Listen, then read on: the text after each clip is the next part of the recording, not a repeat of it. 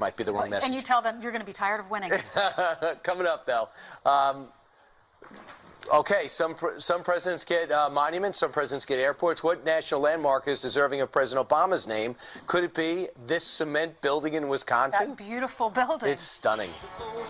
Then he came face to face with the shooter that opened fire on that baseball field last week, and he helped Congressman Steve Scalise. Senator Jeff Flake, the man who had to call the senator's wife, is here for his first interview. Scalise unable to defend himself from a whole new attack, this time from some on the political left. Liberal strategist James Devine tweeting, "We are in a war with selfish, foolish, and narcissistic rich people.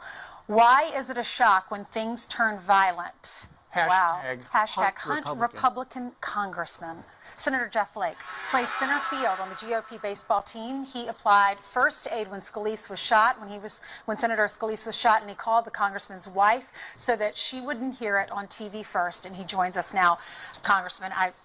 He's a congressman, not a senator. Sorry, but you had to call his wife. What was that like? What was going through your mind? Well, I had to call my own wife as well, but Steve was hurt, and I wanted to make sure that she didn't wake up to the news.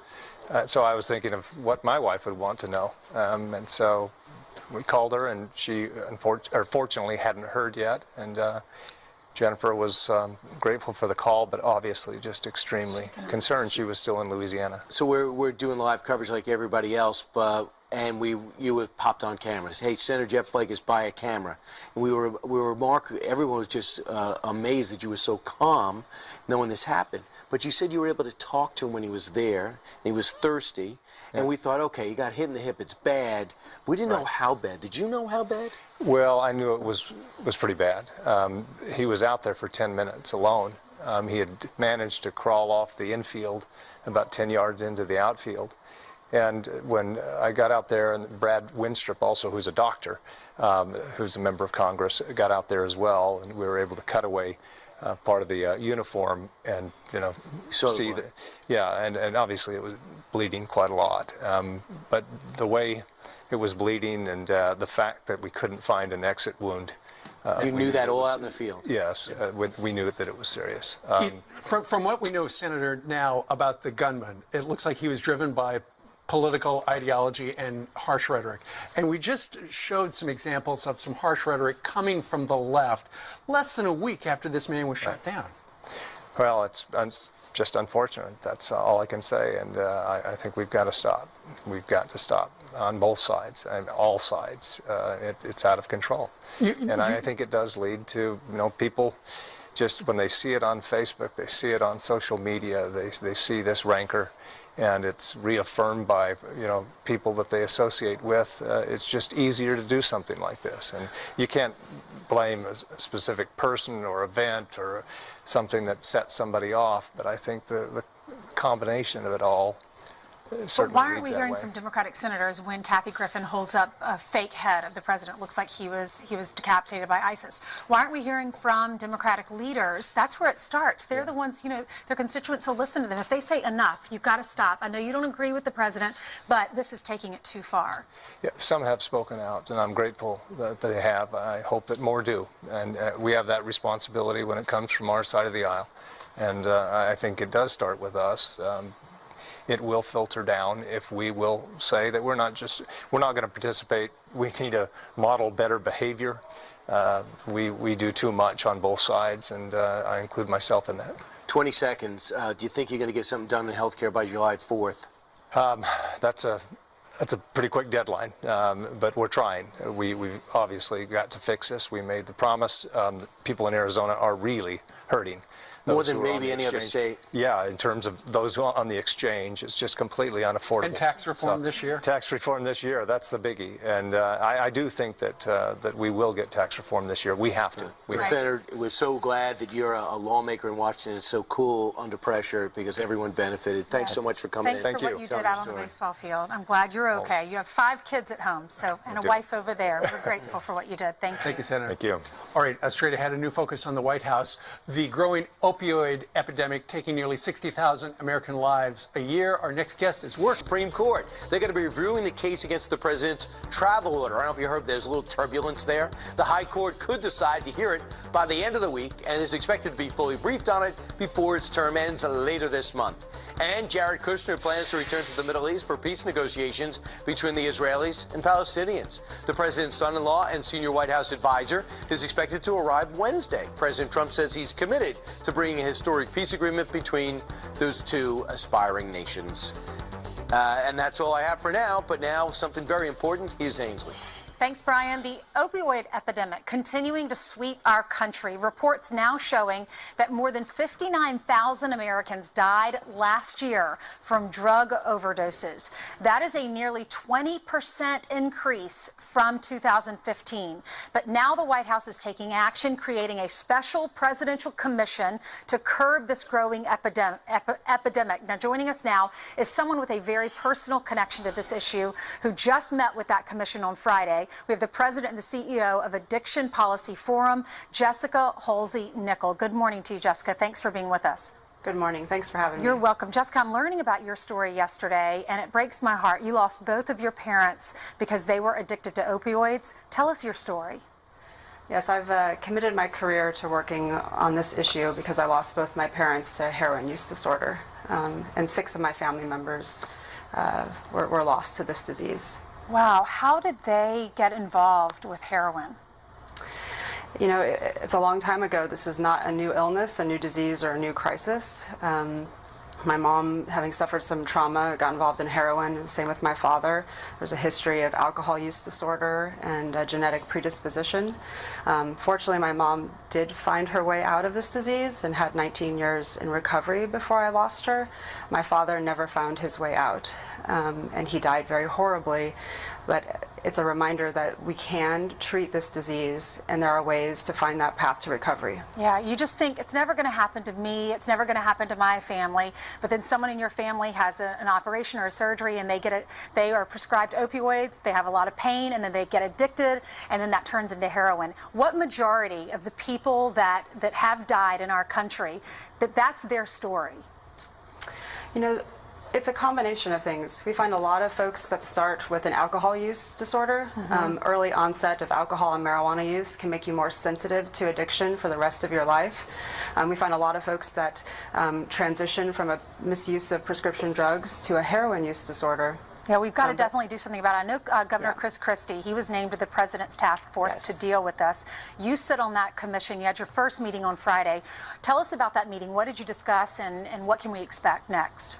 So we at the Addiction Policy Forum laid out 63 recommendations for the President and Governor Christie to implement a comprehensive response to this problem. And that includes prevention, treatment, recovery support, and working with our criminal justice partners. And we're very grateful that the President is putting a focus on this and raising sort of the national awareness of this issue, because we're losing 144 people a day to overdoses. That's equivalent to 2 sold-out 747s crashing every week for an entire year. Wow. And we're so grateful that they're bringing folks together to really come up with a national strategy. Out of those 63 recommendations, what do you think the #1 priority is? You know, a couple. One is to change the HIPAA laws so our families can be notified after an overdose, so we can use that as an intervening moment. Another is to train healthcare, so we make all 3 medications that are available to treat addiction available nationwide. Okay, well, thank you so much, Jessica. I'm sorry for your loss, but thank you for speaking out about it. Hopefully we can change the country so that other kids don't have to experience what you did. God bless Absolutely. you. Thank you so much. Thank you. Coming up, some presidents get monuments, others get airports, but what landmark is deserving of President Obama's name? Could it be this lovely cement building in Wisconsin? And Contributor David Bossie. David, it sounds like the president's trying to give Karen Handel a hand down in Georgia, right? That's right. That's a terrific tweet. We need to turn out our vote tomorrow. That is an important special election that we need to win, and I think that with President Trump's backing, Vice President Pence was just down there. I've seen plenty of Republicans heading down to Georgia 6, and I think we're going to come out victorious tomorrow, just as we've done in every special election. All right, David, we want to get your reaction to this. We had Jay Sekulow on earlier. He's the president's attorney, as you know. Washington Post last week said the president was under investigation. Turns out those were 5 anonymous sources, so we don't know who was giving that information. So the president tweeted last week, he said, "I am being investigated for firing the FBI director by the man who told me to fire the FBI director." We asked Jay Sekulow earlier, is the president under investigation? This is what he had to say to us. What the president has been accused in the media of doing, or through the leaks in the Washington Post, doesn't constitute obstruction of justice. So there would be no need to engage in an investigation of something that, if the fact were to be proven, it would not violate the law. But I will say this, the president does utilize Twitter. He does utilize social media platforms. And again, the situation on Friday that created the press coverage over the weekend was in response to a Washington Post story that had 5 anonymous sources. So in one sense, could you imagine if the president did have the opportunity to respond? He should have the opportunity to respond, of course. So, David, he is not under investigation, right? Well, that's right. He's not under investigation, and that's important for the American people to understand. Look, there is an ongoing counterintelligence investigation into whether or not Russia meddled in our elections. We all understand that. But we have to understand there's no underlying basis for the Trump campaign to have been involved with the Russians. There's no facts, no evidence whatsoever that the president or our team had any coordination with the Russians. This is a ridiculous allegation, and it's going to be proven false over the summer at some point. That Mueller is going to come out and have to acknowledge that there's no evidence. Look, we've been under investigation for over 7 months now, almost a year, I'd say, since these ridiculous allegations first came up. So we've had no evidence come up. The Washington Post and others want to create these stories, and there's with anonymous sources from what we call the deep state. These are the folks that want to do damage to this president, want to try to nullify an election, really are what I'd say they're guilty of what's Charles Krauthammer termed the Trump derangement syndrome, that these people have a sickness, a pathology to them that really is, we have a problem here in America. Well, let's talk about the president's agenda. The word is Mitch McConnell, whether for better or for worse, is better off without the president's pressure on the Senate. Duncan Hunter was on this channel yesterday in the House and said, we put 500 pieces of legislation to the Senate. They've done nothing. What do you think the president's best tactic will be when it comes to getting health care now, tax reform next through? His legislative team at the White House has to work hand in hand with the Senate leadership. We have to push them along to do more. We have to pick up the pace, folks. We ran elections. We picked up the House and Senate over the very fact that they were a do-nothing Congress. We can't have them saying the same thing when we control the White House, the House, and the Senate. We have to push forward. We have to create this legislation in a way to get a bipartisan consensus on these issues. But tax reform, health care, build the wall. Who are you talking to? But are you talking to the Senate, you're talking to the House, you're talking to Rand Paul, or you're talking to Senator Jeff Flake? They're very different. You're exactly right, Brian. They are very different, but they're all on the same team, and they understand that we need to move the ball down the field. We have to have some victories here, and so we're not going to just look at what the Freedom Caucus did in the House. They were not fully supportive of the health care bill. They wanted a stronger repeal and replace bill. The president and the Republican leadership worked with them, and they worked in turn with the leadership, and they got a bill through the House that they were 80% happy with. That's what has to happen in the Senate, and that's what needs to happen for the American people. We need to have some successes. We need to have tax reform to grow our economy, to have jobs that the president talked about. Well, you've got a job. It's to talk about what the president is up to and what Congress should do. David Bossie, we thank you very much for joining us on this Monday morning. Thanks David. All right. All right, let's hand it over to Jillian, who has some headlines for us. Good morning. Happy Monday morning to you guys, to you at home as well. We want to give you some breaking news if we can. Horrifying video shows the moment a suspect accused of mowing down worshipers outside a mosque blows a kiss. Police in London say the 48-year-old man, who was pinned down by heroic bystanders, allegedly shouted, quote, "I'm going to kill all Muslims." The suspect now undergoing a psychiatric evaluation. What he did deliberately to hit and kill as many Muslims as possible. British Prime Minister Theresa May condemning the latest rampage, calling it sickening. And dramatic video shows a gunman opening fire on a crowd of people in Myrtle Beach. The entire ordeal streamed live on Facebook.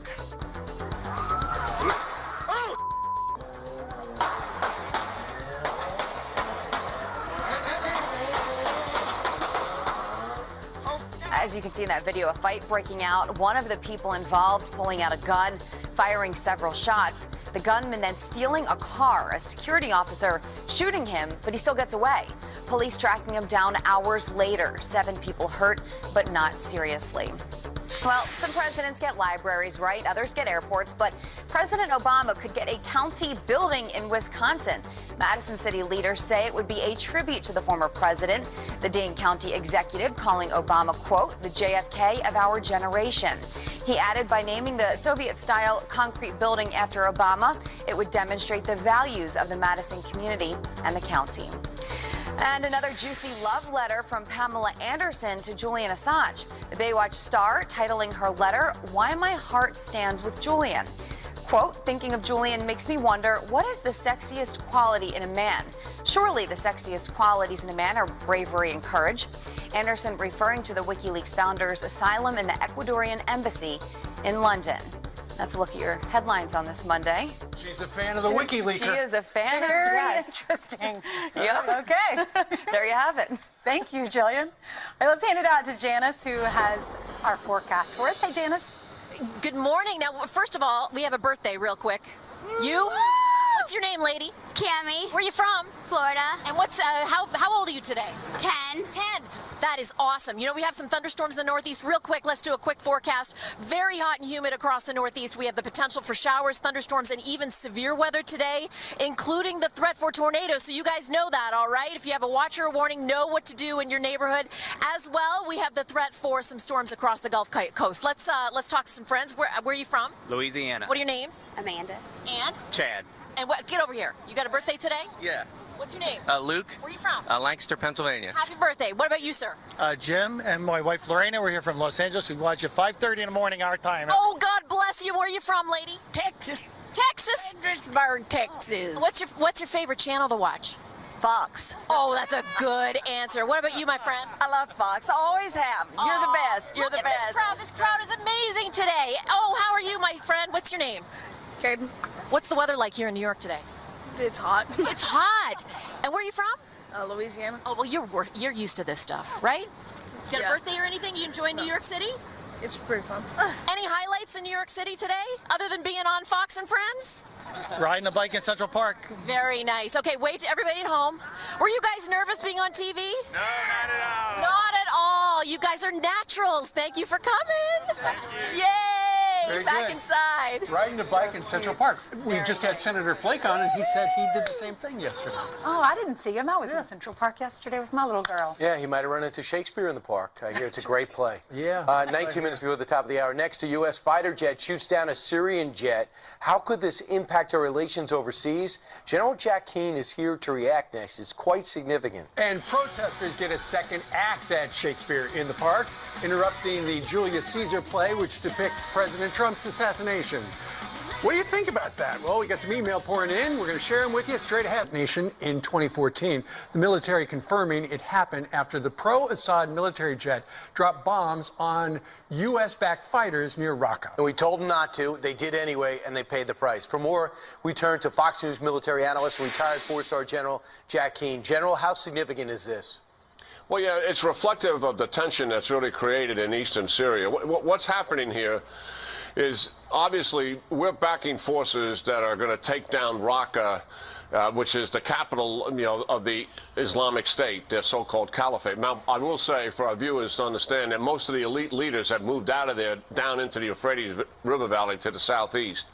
But what the Iranians do not want is they don't want the United States to have influence over eastern Syria. They want to influence that Euphrates River Valley that runs right up to the Iraqi border. So that is why the Iranians are pushing the regime forces to attack the ground forces that the United States is supporting. Right. They would rather have the regime forces defeat ISIS in eastern Syria, so they control that part of the country. Sure. That's really what's going on here strategically. Okay, so we shot down the Syrian jet, and now, according to the Independent of London, the newspaper there, Russia vows to shoot down all flying objects in Syria after U.S. guns down first regime warplane. So in other words, hey, United States, you're next. No, that's rubbish. They're not going to shoot at U.S. airplanes. They're not going to take on the United States. They have very limited capability in Syria by comparison to U.S. capability, and that's just more talk out of them. It's bluster. We've heard it before. I just love the fact that the first time since this conflict started, we're not being pushed around and you having condemning phrases.